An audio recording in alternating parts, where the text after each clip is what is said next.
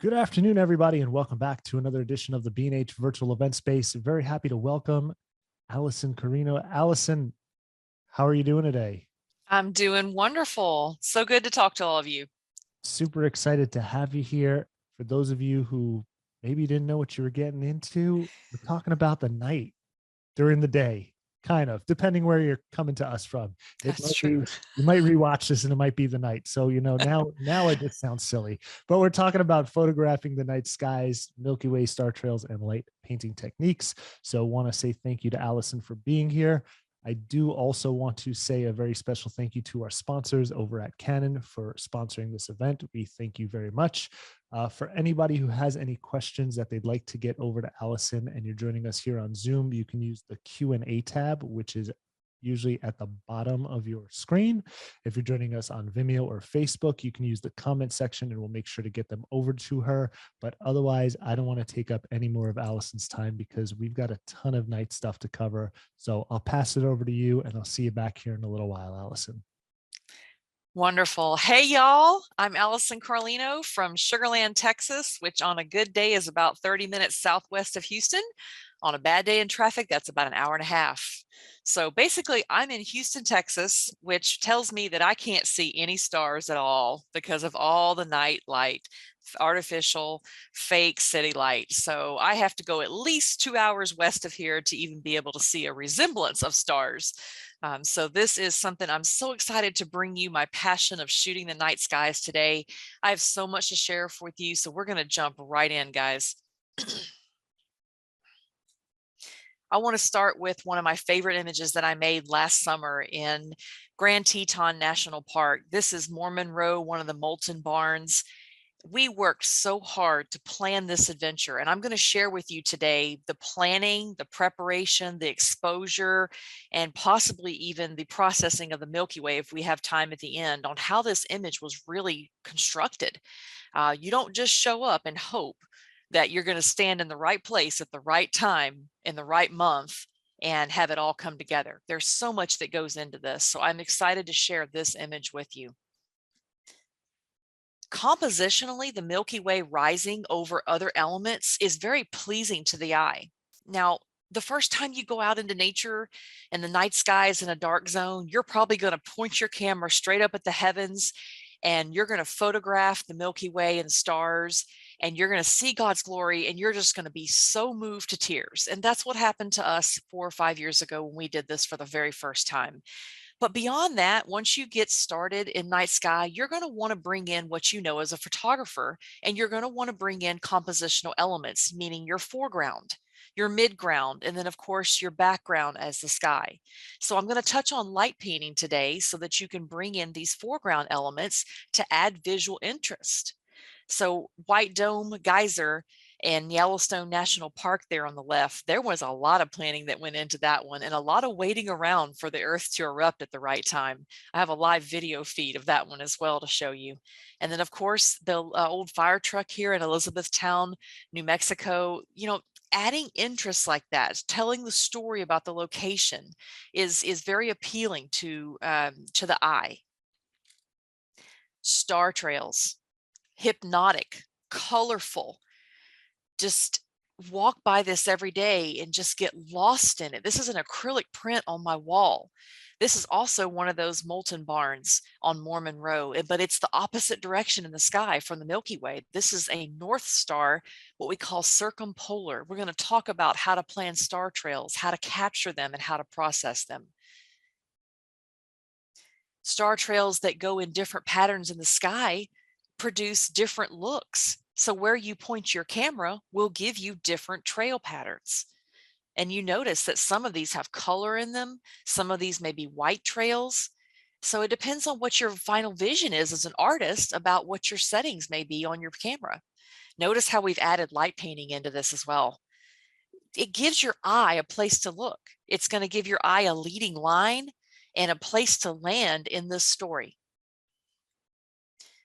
And night photography has all kinds of challenges. For example, on the left at the Baylor Ruins in Independence, Texas, it would have been nice if I would have scouted this ahead of time the night before, which is the cardinal rule of night photography, not having your boots on the ground to scout it. But we didn't have the luxury of being able to be up there the night before to understand that artificial light on these columns was going to be a problem. So you have to learn to adjust for those things on location. And then in Arches National Park here, that is the cold, crisp climate with very um, lower degree of humidity. So here in Texas, we're used to humidity on our lens and lens fog, but you get out in these crisper desert climates and your stars are going to be more crisp and more clear. Never mind the fact that it's easier to breathe in these climates, but challenges such as moonlight, like here in Arches, you know, that's something that you can work into your composition and not fight. So different seasons, different moon phases produce different looks. So this is why I think that night skies will be something that I do until the day I can't walk anymore, because every time I visit such situations like this and locations, the changes are different. The existing light is different. The settings are different. So I've just fallen in love with this art. I want to introduce you to my family just briefly. This is the Carlino family. We have two boys. The one on the left is currently at UT Dallas pursuing a computer science degree with the intent of going on to med school for trauma surgery. And the one on the right is a high school senior. He's graduating in just a few weeks and will be going on to Texas A&M University to be able to major in aerospace engineering. And I just love my family. I'm so lucky to be supported. John and I have been married for almost 26 years. We're from Louisiana. We've been here in Texas for about 18 years now. So this is my other family. So now you have an idea of who Alison Carlino is. Those are my felines who probably will photobomb this presentation at some point. So now you know who I am. Just want to briefly introduce you to my staff family too. We had a little planning meeting recently where 5 of the 7 of us were present. This is my 18th year in the industry, guys. I am so proud to say that this industry has raised me. I am a master's degree elementary teacher. I taught 4th grade for a while, left the classroom, stayed home, had kiddos, and never went back to a formal classroom. But of course, like a lot of you, maybe picked up the camera and started photographing their kiddos and realized really soon how bad the pictures were and got every bit of help that I could. Conventions, mentors, workshops, reading. And here I am 18 years later. So I'm supported by these women. I'm very thankful that they are a part of my business. Could not do it without them. On a normal business day right now in spring season, we're booking anywhere from 14 to 16 sessions a week doing portraits, maternity, family, bridals, sports and teams, individual banners. And then lately what's been consuming me is high school seniors. I love off-camera flash and I love to be able to modernly pose. That's what I'm known for with lighting. And so this is what is consuming me right now, but I absolutely love doing it. And this is my soul project, what connects me back to nature and connects me to our Heavenly Father. And I feel I'm at most peace when I'm out in hiking in the mountains. And I didn't really know that about myself until about 5 years ago. So alongside that, the night sky photography in these dark zone areas really works well. So we'll be introducing Alison Faith Fine Art Photography to the world very soon. And I'm very excited about that. I want to say a special thank you today to Canon and B&H for sponsoring quality education. They care about the gear that we use, the people that we surround ourselves with, and I just want to say thank you for bringing this webinar to the world today. Here's what we're going to look at, guys. We're going to look at the gear needed to photograph the night sky, how to plan it using PhotoPills. If you don't already own that app, you probably will by the time this presentation ends. How to focus in the darkness. I'm telling you, no matter how many years you've been doing this, everything is harder in the dark, and focusing is the top thing that newbies have struggles with when we're outside. So we tackle that right away. How to plan and expose for the Milky Way, the star trails, and I'm going to go over some light painting techniques. And if I have time, I'll work an image in Milky Way in Lightroom, and I'll also use a free program called StarStaX to create our final star trail image. Okay, let's get gear off the table first of all. That's the first thing people tend to ask me about, all of which I've purchased at B&H, and I highly recommend the Canon gear. I've been a Canon girl for 17 of my 18 years, and I actually have the R3 on order right now. I'm very excited to get that in very soon. I'll be making the jump from DSLR to mirrorless. But right now in night sky photography, I am using the Mark IV. and the Mark III. I am running 2 rigs simultaneously. I'm running the 16 to 35 2.8 Canon lens. I recommend a good sturdy tripod. I use the Gitzo. This carbon fiber is lightweight, and it's very important when you are a woman at dark times and you're hiking in places that you have the least gear on your body as possible. So a lightweight but sturdy tripod is a prized possession out in the wild. You need something that's going to be able to withstand light breezes and winds, and something sturdy will be what you need. A lens warmer for freezing temps and high humidity locations. That's something that you need to put on, I think, regardless of what you feel like the weather's like, because fog rolls in after 2 a.m. that you weren't expecting, and then that would stink to go home with images with fog all over your lens and then have all those ruined. What powers the lens warmer is that power bank. You can get those are USB connected right into the lens warmers. My Christmas treat to myself from B&H were these Nordic photography gloves with the little peel off fingers. So now this Southern girl can actually, create in colder climates. An intervalometer for my Mark III, because there is no built-in. This one is an external that plugs into the side of my Mark III camera. The Mark IV, fortunately, has a built-in intervalometer, so therefore I use the built-in feature when running star trails on the Mark IV. The PhotoPills app in the App Store, $9.99. I met Raphael at the Outsiders Convention in late February, early March. He is the sweetest gentleman ever, and he is exactly what you've been seeing for all of his webinars. So go buy his app. He is what I use to plan all of my adventures with. When I'm sitting right here in Sugar Land, Texas, before I ever get boots on the ground, I can plan most of that adventure.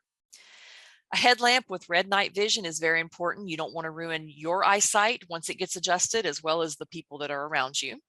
And then for light painting, I'm using the Coast series of flashlights. Depending on how many lumens you get, the price ranges from $20 to $100.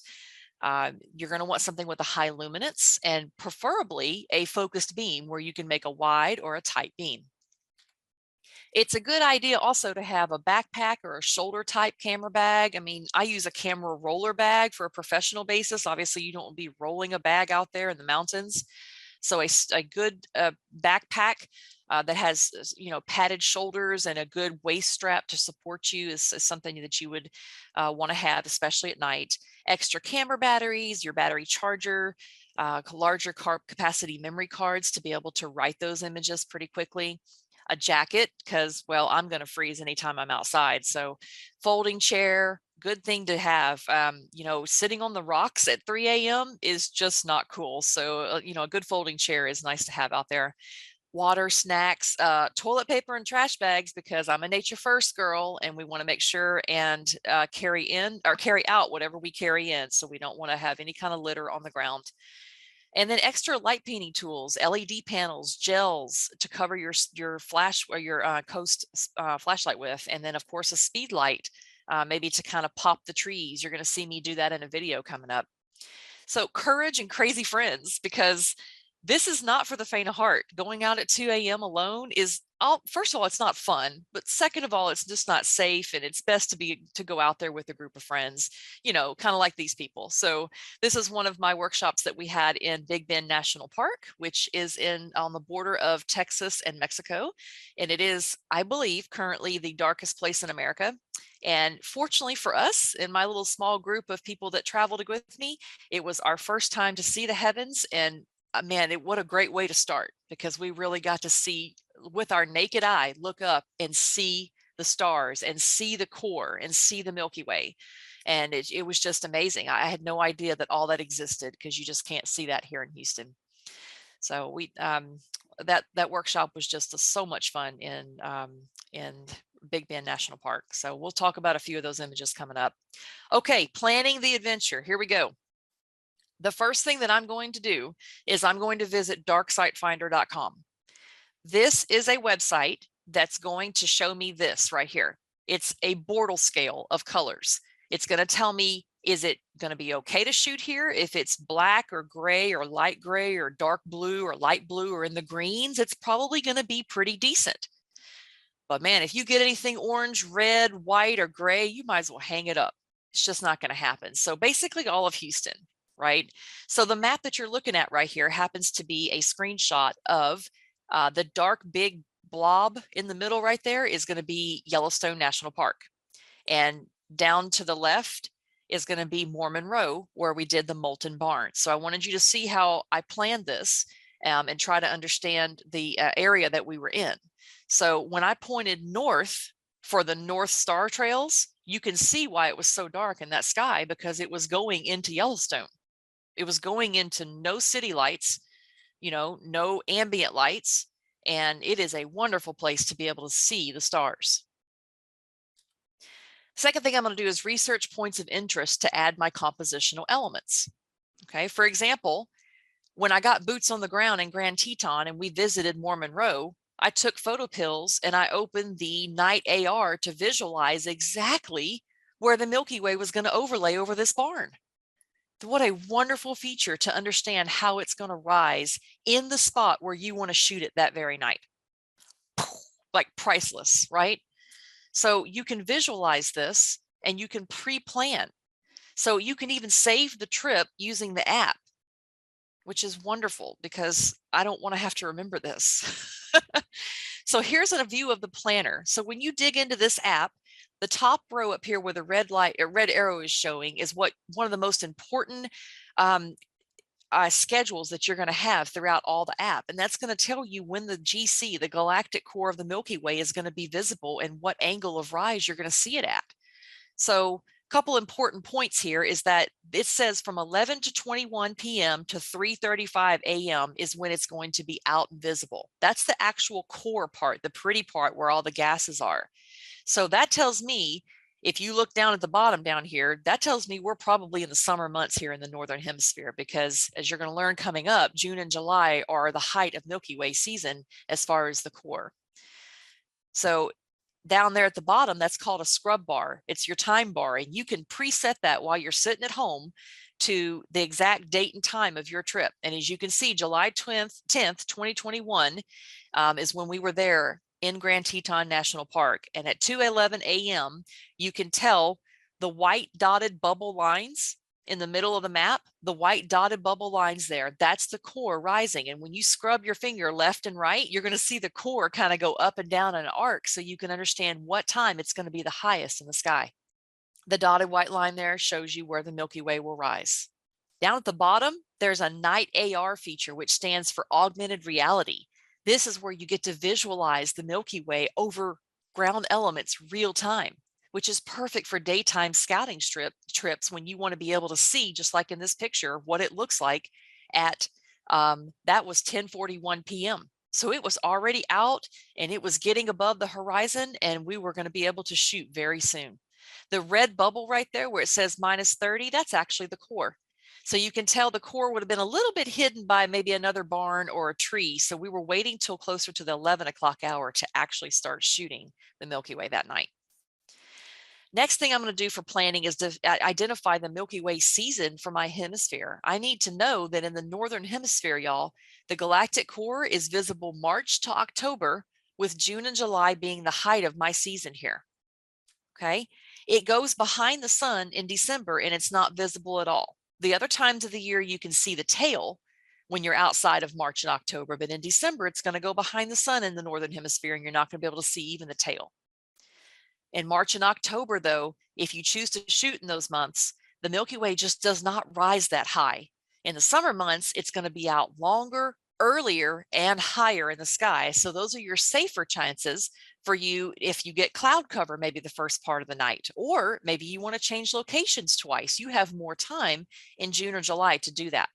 So if you look on the left here in March in Big Bend, you can see the Milky Way core as an arc right here. And that is the highest that it got, guys, the whole night. And it was only out for a couple of hours. So you have a limited window and a low arc, which is great for panoramas if that's your intent to go out and create that. However, in July, you can see where the core and the Milky Way are going to rise vertically. It's going to be out longer, and you're going to have more time to light paint and do experimental things. One of the most other important things about night photography, especially with stars and Milky Way, is you want to be out there during the monthly new moon phase. Google 2022 lunar phases. Any old calendar will do for you. What you're looking for here, for example, the next new moon coming up is April 30th. Well, that means the actual new moon night. But guess what? It's okay 5 days before and 5 days after to still do your night sky photography. So you have this window in case you have crappy weather. And you'll be able to have a little moonlight, but it's not going to affect your situations as much as something like a 76% moon would. Okay, moving on, focusing in the dark. All right, I've got some options for you. There are other ways to do this, but these are the ways that I have found that have worked in the wild for us. First one, focus on a bright star in the distance, turn your focus to manual, and then tape down the lens. Don't move your tripod. Don't kick your tripod. Don't let anybody else kick your tripod. So if you're sure that you didn't move it, you can set up, focus on something in the distance, tape it down, and be done, and be ready to capture whenever your start time starts for your Milky Way. That's one way. Another way, which is a little bit more surefire, is to open your PhotoPills app, and you're going to go to something called the hyperfocal table, which I'm going to show you on the next slide. And it's going to allow you to choose your camera body, your focal length, and your aperture, and it's going to tell you exactly how far to step off to focus. So for example, let's walk through those steps together. At the top, you see choose your camera body. I've got it set to my Mark IV. Okay, on the left over here, you're going to look at your widest focal length. On that night, I was on the 16 to 35, so I'm looking at the 16 millimeter down here toward the bottom left. And then I'm going to find my widest aperture, which on that lens was 2.8. And where all those intersect was 9 feet, 11 inches. So basically 10 feet, right? So what do I do with that 10 feet number now? Well, that's the minimum distance that you should be focusing to. Minimum. If you fall short, you're not going to have sharp stars. Okay, so recap this. For my 1635 2.8 lens, it would be a minimum of 10 feet. So what you do is you step off approximately 10 feet from the center of your tripod and don't fall short. You're not trying to get 10 perfect ruler sticks, right? You just need to have at least 10 feet. And what you do then is you shine a light on yourself or turn on your headlamp at that point and have someone autofocus your camera on you and then switch the lens to manual focus. And you are focused at hyperfocal. The third option is to use live view, zoom in, choose a bright star point, focus on that, lock down your focus, and that has worked for other students in the wild perfectly. I don't find a lot of success with it myself, but it has worked. Okay. All right, so let's talk about now how you actually capture the Milky Way, settings and the planning into it. It's so beautiful, isn't it? I mean, just the first time you go out there, you're just going to want to put your camera to the sky and just capture it as is, and that's completely wonderful. You should enjoy that moment. But you got to know which direction in the sky the Milky Way even is. So, the Milky Way rises in the southeast, crosses the southern horizon, and then sets in the southwest. So you're looking in the southern skies for the most part. What we want to do with our exposure and our camera and our lens is we want to remove any UV or ND filters from your lenses. They could reduce your sharpness and cause halos. I recommend a light pollution filter like a StarStaX from Hoya. It actually reduces that yellow-green city glow in the distance that you might see, and your images could have more clarity, natural color, and better contrast. Turn off your image stabilization or your vibration reduction when you're on the tripod. It's just going to make your motor work a little bit harder. So turn it off. You're already on a steady stand with a tripod, so just turn that off. You don't need it. And if you've never turned this on in your default settings in your camera body, it's probably off coming from the factory out of the box. But in case you've ever turned it on, I would advise you to turn off your long exposure noise reduction in your menu. This takes twice the time to render an image. What happens is it automatically takes a second image with no light, records the noise, and then the camera detects the noise and magically removes it. It's amazing, right? If you have time to let that happen twice. So you would never want this for star trails, or you would just come home with half the images. That would be crazy. For Milky Way, because there are tools out there that can reduce the noise, I have not found that I've turned this on at all in my cameras. Obviously, you want to be on raw, manual settings. use the most wide open aperture that you can for your lens. So if you happen to have bought a kit lens with a Rebel kind of camera, this is where you may want to first invest in some better glass. Put your money where the glass is and get something with a lower f-stop. You're going to need this for night sky photography. Here are some good starting settings, right? These are starting. These could wildly change depending on the ambient, the moonlight, city glow, depends on where you are in the US and the world for that matter. So a good starting exposure in a dark location. We're talking about areas that are dark green, the blues and the grays and the blacks, that area of the Bortle scale. ISO 3200 for the Milky Way, 20 seconds, 2.8, and a white balance custom number of 36 to 3900 Kelvin, because the Milky Way is actually kind of pale yellow. So when you look up in the sky at night, you're going to see a little bit more of a blue tone. And if you cool that off some, you're going to come home with something more rendered correctly to what your eyes saw. On the PhotoPills app, I recommend you use spot stars to confirm you get no trails. We're coming up to star trails in a minute, but right now for the Milky Way, we're trying to get sharp pinpoint stars. So when you open up spot stars on PhotoPills, you're going to set your camera body again. You're going to choose your focal length, just like we did for the step off for the focusing a while ago. You're going to choose your wide open aperture that your lens can wide open up to. And then you're going to look at what he mathematically, engineeringly gives you with the NPF rule here. This is going to tell you how many seconds for your shutter. So this one from my camera, from my lens, and from my camera body says that it's 15 seconds. So the old rule absolutely fails, because you're going to see trailing, which is small dashes of your stars, and that's not what you want for Milky Way. You're looking for focused, pinpoint, sharp stars.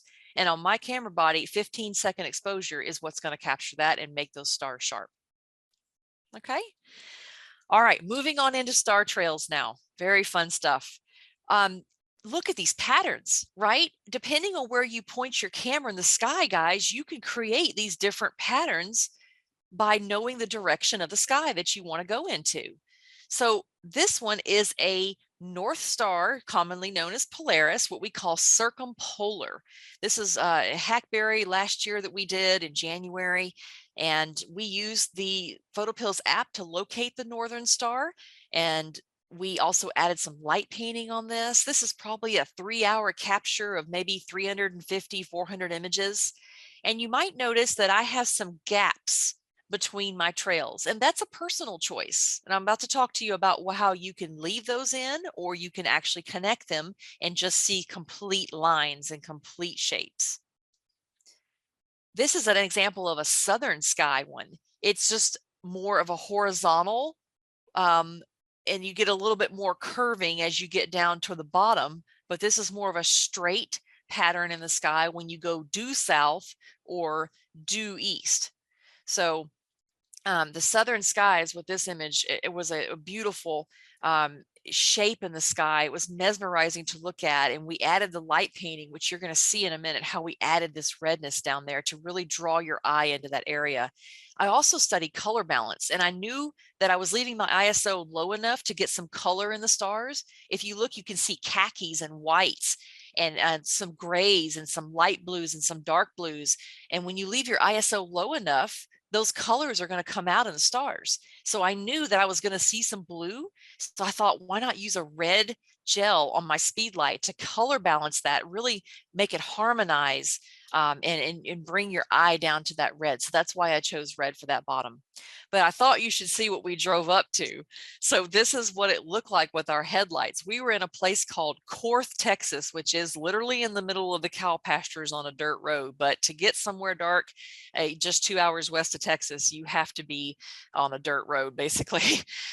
So this is what it looked like with my headlights. And honestly, y'all, there are just no pretty monuments, nothing pretty around there to photograph as far as a foreground element. So we had to be very creative with what we light painted that night. So I chose this beautiful tree arch, and that's what we chose as our foreground element in the bottom. And of course, my crazy friends, right? Don't go alone. Phone a friend. All right, so here's how I planned this trip. That's the exact screens capture of what the planner looked like when I was planning it in my house, probably over Christmas break when I had some time.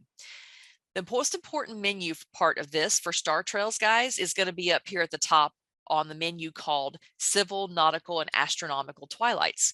So at the end of astronomical is when twilight and dusk is already gone, and that's when it's going to get dark enough for you to start that camera rig trail, that's a rig that's going to run the trails rather. So at 7:26 p.m., I knew it was going to be dark enough and I could go ahead and start my light painting of my trees as well as kick off that rig and let that one start recording for 3 to 4 hours, however long it takes before my battery dies. Same things apply here as they did for Milky Way. Remove the filters, turn off the IS and VR, turn off the LENR, and then shoot in RAW and manual. Those things don't change, okay? But what changes is how you're going to capture this. So there's two methods with this, and I like to teach both because I think you should try both to understand why one is so much riskier than the other one. First of all, single exposure, okay? You can set it on bulb, a low ISO, f8, and then your shutter speed basically reflects the length of time that you want for your capture, 30 minutes, 1 hour, 2 hours, all night long if you have an additional battery pack plugged into your camera. This method is risky, y'all, because of planes, satellites, passing cars, battery death, lens fog, animals. Oh my, right? There's just so much going on that can happen when you choose to leave your shutter open all night long and just record it all. So maybe I say do that once for an hour and see what happens. Maybe you'll get lucky and you won't get any of those things down there on the risky line. This is what I prefer to do, and I stack. Okay, method 2 is called stacking the images. And I have an ISO that's still below 1,000 so that I can retain the color of the stars. I do a 20-second capture, 20 whole seconds. I want to make sure for folks that understand shutter speed that this is not a 20th of a second. This is 20 whole seconds. So when you click the shutter button, it'll be 20 seconds later before you hear the mirror flip and click again. F4, 3,900 degrees Kelvin on the temperature. And that is what I'm using to stack these images with. So when I start, the very first thing that I do is I take a dark frame at the beginning. That is going to be imported into StarStaX later on, and it's going to help average out some of that noise. So I put the lens cap or some kind of cloth over the lens, and I take one whole 20-second frame that's nothing but darkness. I want to make sure that I have wrapped my lens barrel with the lens warmer to prevent humidity on the lens or any freezing temps that we might be encountering. This is also when I'm going to set my in-camera or my external intervalometer to 0, 1, or 2 seconds for the interval. So here's where I told you about those gaps in my star trails. Well, that picture was a 1-second gap between my trails. So it gave my sensor and my camera time to rest between those 20-second captures, which probably made my battery life last a little bit longer out there. Maybe, wishful thinking. But I know that if you set it to 0 and you never give your camera a chance to rest, that you're probably going to record more images, but it's going to really press your camera to keep working harder. But it's also going to give you a nice concentric circle or nice total trails with no breaks in between them, is what I'm trying to say. So this is an artist's choice. There's no right or wrong here. And then I'm going to encourage you to add light painting at the beginning, or at least all in one section, so it's easier to find when you import those into Lightroom. You don't want to go through 500 images and have to like cherry pick images out from all different parts of the night. So try to do your light painting during those 20 seconds, either all at the beginning or all in the middle or all at the end. Okay, so let's click on this and show you some videos with light painting now. Okay, so we are out here in Korth, Texas, and it is a new moon tonight. It is in the end of January of 2022, and we are lighting up a beautiful old tree with a lot of moss hanging down. Kind of looks like it's in the shape of a heart with a tunnel going down the road. We've got the 5D Mark IV recording star trails in a south to southwestern sky, so that pattern should be really pretty. We've tried two different things with lighting up the tunnel. The first is a gelled regular flashlight, a Coast flashlight with a CTO half gel on it to kind of warm it up and match the warm tones of the dirt road and the brown trees and such around it. The second thing we're about to try is with the Metros Plus Speed Light, and I currently have no gel on it. I'm sorry, no grid on it. I have a gel that's a red gel, and I've got it at half power, and I'm just going to hit the test button and make it fire during the 20 seconds that the shutter is open recording the trails. So if it doesn't work, then we try it on the next 20 seconds. That's the beauty of light painting, is it never turns out the same either time. So here we go. Okay, so that, and now I'm going to show you what it looks like when we have this Coast. So we have Rochelle on the flashlight With a CTO gel. She is slowly moving and light painting the underside of this tree, the back and the underside of the branches, so we can get some nice backlight and definition. And there she is straight above her now. She's going back over to this side, and we're lighting the underside so we have some shadow and highlight detail. Okay. And that is what that produces. So she was standing back there underneath the tree with the Coast gel, with a CTO, correct to orange gel, over that Coast flashlight, and she was lighting the branches slowly during the 20-second captures. Now, she can't hear the camera clicking on and off, so I'm at the camera telling her go. And then that way she knows she has time to photograph during that window when it's open for 20 seconds. So what's created that starburst right there, that's actually called light writing, when you purposely point the flashlight into the barrel of the lens and you get that starburst. And I thought, what a point of focus right there, right? It draws your eye into it. So I thought, why not leave it? So that's how that beautiful image turned out right there. So now here's the red gel with the speed light. You're going to see it being popped as we're walking on the gravel road and popping the light at various places.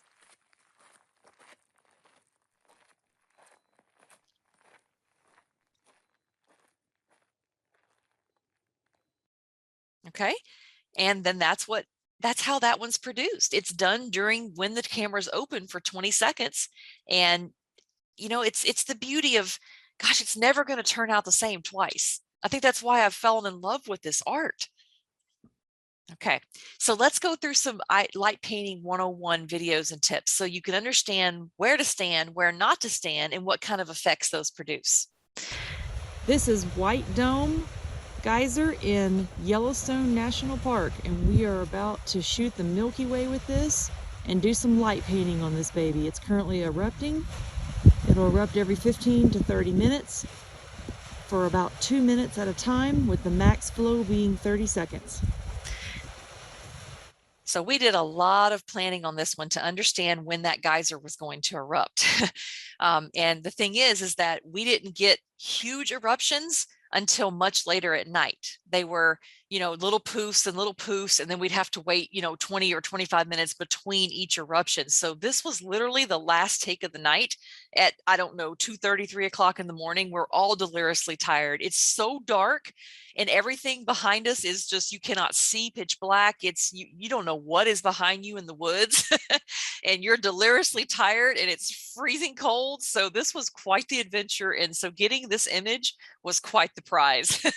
This is on a medal in my house right now. I love walking by this and seeing this every day, understanding what it took to get this shot. But fortunately, I have friends that understand how to light paint, and you can tell where the camera was set up straight on to the geyser right here.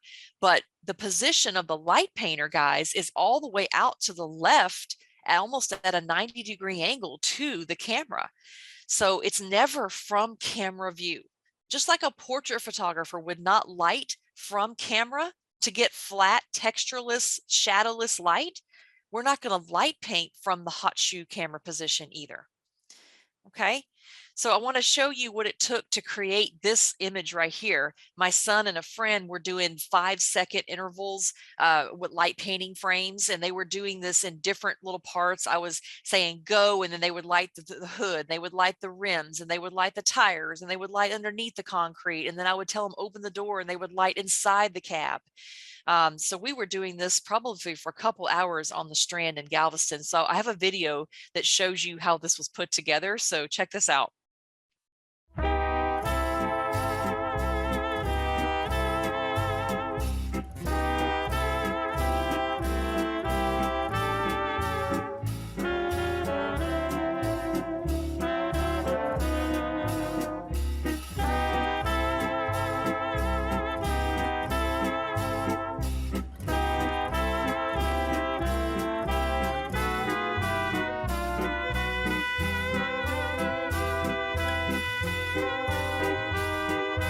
Okay, I mean, that is just so fun, right? Just see all that come together. It is a blended image. I can't imagine, they can't light paint the truck fast enough to be able to do that in one frame. So you have to do that in multiple layers and then blend away the mistakes or blend in the parts that you do want to keep later on in Photoshop. So that one takes a lot of work to accomplish. But once again, the owner of the truck has a beautiful metal print of that in his garage in Galveston, and it's just something for him to treasure. So basic tips with 101 light painting here. Don't ever paint from camera angle. The light's going to be flat and textureless. You want something like 65 to 90 degrees to the subject to produce those shadows and dimension. If you are far away from an object, you're going to light in slow, smooth movements because you are farther away and you don't want to take it too fast because then you're not going to have the burn in that you want. But if you're close up like they were on that car just then, you're going to want it to light in faster, shorter movements, flicks of the wrist. And you don't want to burn. Like with the car, there was chrome, right, and metal. So if you leave the flashlight on there too long, you're going to overexpose those highlights and really burn them. And you're going to come out with some chrome that you cannot fix in Photoshop.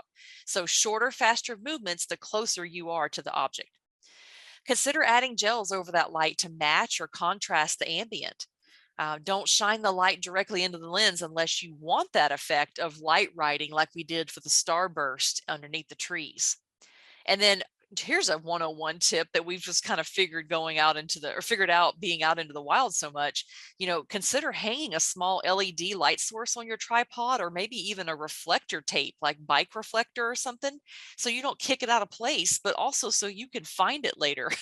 Let's say you do go out on an adventure alone and you're light painting and you have a shutter, you know, a remote trigger in your pocket, and you're opening the shutter with that and you're 50 yards away, right? Well, you know when you open it, but how can you find your light, your tripod in the end? So you want to make sure, and you don't want to shine it back into the lens. So the LED or the reflector strip on your tripod is a really handy thing to have in the pitch black darkness. Tripod cannot move, guys. When you are going into it with the thinking that I'm going to blend these layers later on, you won't be able to align them correctly if you have moved your tripod at all. So if a car comes and you have to move your tripod to get out of the way, you might as well start over at that point, because taping it down, you're never going to get it back in the perfect area again, the exact spot. So don't move that tripod. I mean, at number 7 here, it's risky, but you could try to capture one long exposure, assuming you could light paint whatever it is fast enough. It's safer to create those shorter exposures for the purpose of blending. A good starting point for blending would be a low ISO, F14, F11, because you're going to want things in focus and tack sharp tip to tail. And then, you know, your shutter speed is going to vary wildly. You know, for the car, it's 5 seconds. Each layer took them about 5 seconds to do whatever they were doing because they were so close to that car.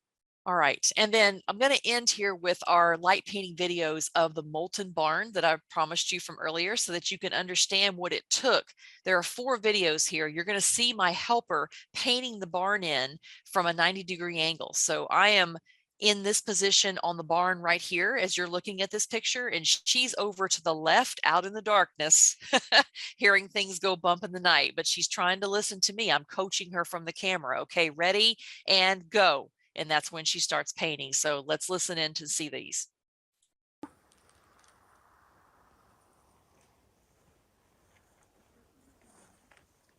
Go up and get that point too, the top.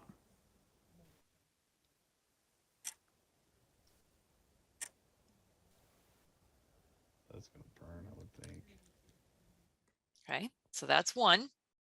Go. I was wondering if that.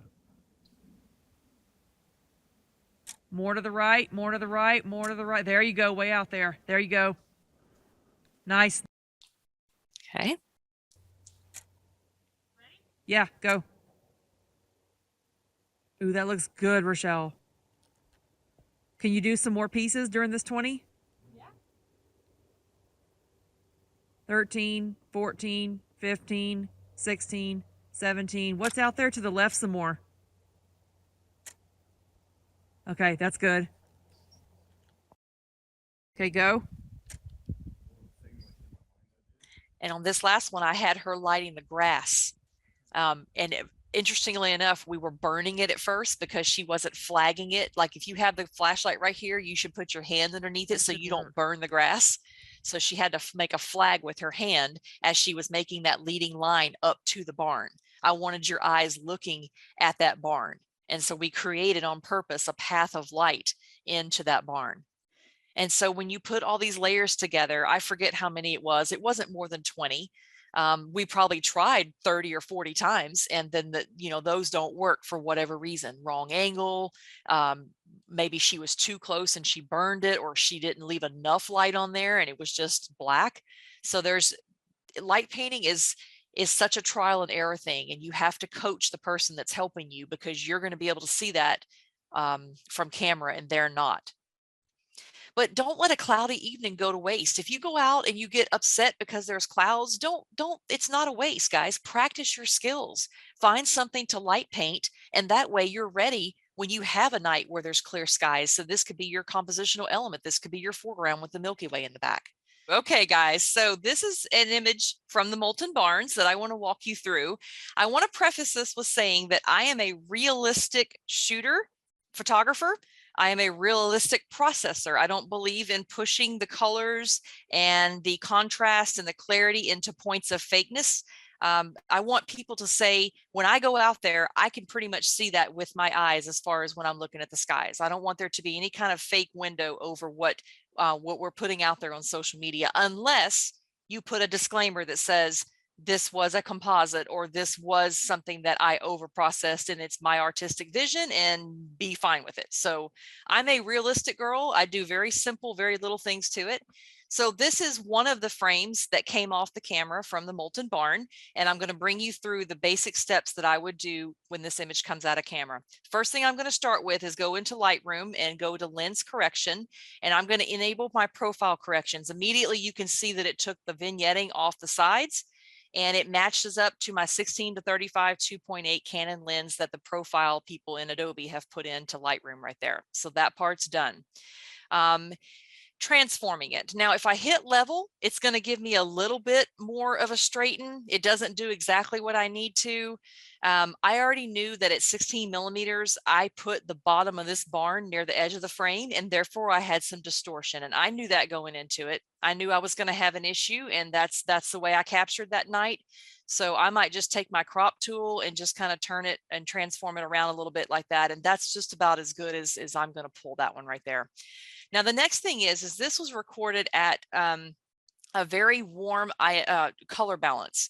And I was trying to match the temperature that I was thinking was coming out of my Coast flashlight with that CTO gel on there. You can tell where my assistant was standing, and you know where I'm standing because you can tell where the barn picture is. So she's at a totally triangle kind of angle to me, just so you get an idea of where light painters stand. So I would take the color temperature and cool it off down to maybe into the lower 4000s, to where we don't have so much of a gold look. And that's a preference. It's definitely an artist's view. So I would color balance that down to something a little cooler. The next thing I might do would be take the detail slider and open that, the menu, and then take the luminance slider and go up about 20 points. Luminance, guys, is going to take the noise, and it's going to smooth the noise pixel some. So I find that instead of doing long exposure noise reduction with my images, this is one of those tools that I use to bring back the noise. And when I print this at 24 by 30, it's going to be just fine on my wall. So that luminance really does help smooth out some of those noise pixels. The next thing I might do is take my clarity up to about 26. You notice that pop the sky. I'm going to take that off, and then you can watch it pop again. I'm going to take it maybe in the mid 20s. I don't go any further than that. I don't do a vibrance bump. I don't do a saturation bump. I like my color the way it looks right now. I also like my stars to be white. So I'm going to pop my whites and make sure those stars are nice and white. But beyond that, guys, I mean, this is pretty much what I'm going to do with the rest of it. If my Milky Way core was not as clear as I'd want it to be, I might take an adjustment brush, and I might take maybe just exposure and bump that up a little bit, and just maybe brush over the core right here. That's too much, obviously. but maybe just to kind of give it a little bit of a bump, maybe in exposure and in clarity, just to bring it out a little bit. And I would do it just to the core, maybe not to the whole tail, but that's also an artist's choice. So, I mean, that's what I would do with Milky Way. Beyond this, I would export it out into Photoshop, and I would clean up some of the hot pixels down here. You might see some of the colored pixels and the dots. Those would be easily taken out with the clone stamp or the Band-Aid magic eraser kind of thing. And then I might, depending on where I crop this in the end, I might take out my yard light. I call that my yard light because that's where the light painting person was. But this really gives it that realistic feel that somebody was coming up in the middle of the night to this barn and you see their trail of light there. So that's pretty much where I would end the processing on the Milky Way. Wow. Now I want to show you, do I have more time to show you the StarStaX? You go for it. Yeah. Okay. All right. So go back to share, new share. While you're pulling up the StarStaX, just to kind of get these questions answered. Yep. We've got kind of two kind of different, they're like vice versa questions about Lightroom and Photoshop. You know, some people are asking, you know, if I don't have Lightroom, should I get Photoshop, and kind of vice versa. If I only have Photoshop, if I have only Lightroom, then should I get Photoshop? You know, I mean, should you have both? Should you just have one? If you have the intent of doing any kind of stacking and blending of your images, like I did that antique car, you're going to want to have Photoshop. You need that to be able to blend your layers and work in layer mode like that. So absolutely, yes, you need that for any kind of images where you're going to record multiple layers. Okay. For star stacking, though, this is a free program called StarStaX. Say that again. Free, right? It is free. StarStaX. When you go download it from the website, I think the guy is generously asking for you to donate some money for a cup of coffee for him, you know, if you feel so inclined to do that. But this program is the most simple way to blend your star trails, and I want to show you while this is open. So this is the base menu of StarStaX, what it looks like on the interface. You're going to go to Open Images, and you're going to go to navigate on your computer where you have all of your star trail images. You're going to select all of these and hit open, and they're all going to populate here on the left. Now, what I want you to notice is that the first image is the dark frame one, right? There should be a black image. The second one, though, is going to look like this. And I don't want you to have a major freak out moment and think, oh, I've come home with 400 images that are black. I have majorly messed this up, because when you expose at 400 ISO at 20 seconds and only like, you know, F4 or something, you're going to have a dark image. You're not looking for everything to be super bright. That's where your light painting is going to get added in. So you should have images that look this dark coming out of Lightroom. So now that they're all imported, the only thing on the left or the right over here that you're going to want to check is gap filling, because this gives you a little bit more push to fill those gaps if you did a 1 or a 2 second gap intervalometer choice. From that point, guys, all you have to do right here is hit start processing. And this is like Christmas morning. I'll usually kick it off, and then I'll come back 5 minutes later and my star trail is born. And it just does it magically in front of your eyes. It's like the present on Christmas morning. So as this builds, what you're going to see in the final image is a ton of hot pixels and noise in the bottom third of this image. So I had to do a lot of editing in Photoshop to be able to remove these hot pixels. Now, this was a product of my sensor, you know, not being able to, it's going to produce the noise. That's what it's going to do on this camera body, but it's easy to remove. And now look at that light painting layer. So here come the layers that I actually selected in Lightroom. You're not going to see the 30 or something that I kicked out. These are just the ones that I wanted to show you in the end. It's just so pretty to watch. It's to watch it come together. So as we're watching this, why don't you give me some more questions there, Scott? I was gonna say, while that processes, we can get through some other questions. Stephen wants to know what went into your decision to choose an R3 instead of an R5 or R6, presumably for Milky Way star trail photography question. Woo, boy, I am so excited to get this mirrorless out in the wild. I can't wait. I have 4 mirrorless lenses sitting in a bag at home right now that I can't use because I don't have my R3 yet. I cannot wait to get it. So I am excited to have this mirrorless camera out in the wild to see how it performs, because I'm thinking that I'm not going to have these hot pixels on my sensor anymore. I'm thinking the performance is going to top my Mark IV worlds and worlds more than my Mark IV. I'm looking forward to the lighter weight camera body.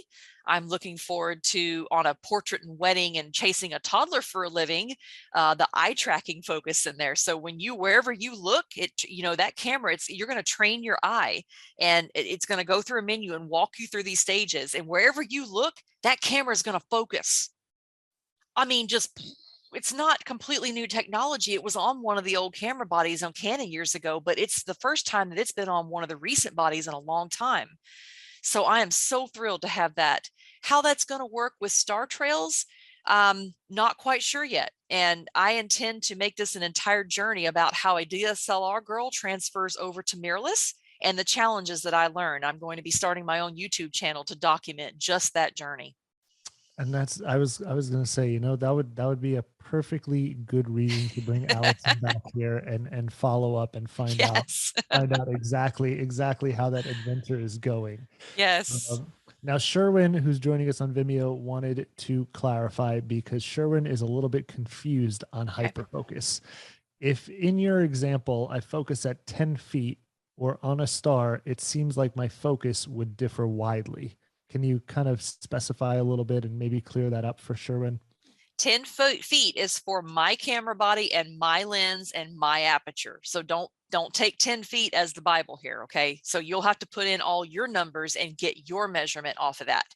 So it will work for hyperfocal, meaning that anything, the stars, anything in the distance is going to be sharp as long as you don't fall under 10 feet. So if you are photographing something in the foreground, this is where you're going to have to do a stack. You're going to have to focus on the rock or the fire truck or whatever it is, do your light painting on that, and then later on do your Milky Way focused at 10 feet or more. So it's not going to focus on things that are right in front of your camera. This is just for people that are wanting to go into the stars and do that. So once you put your camera body in and your lens, it will tell you a number, and that will be the number you need to step off from your tripod. Wonderful. I like when things do things for me and I don't have to think. It works. It's some kind of science mathematical equation that I can't explain, but it works for my camera body. Look, there it is. It popped up and it's done. Boom. And isn't that amazing, guys? I mean, yes, I've got a ton of hot pixels, but I wanted you to see I'm a realistic shooter. I want you to be real with what comes out of this.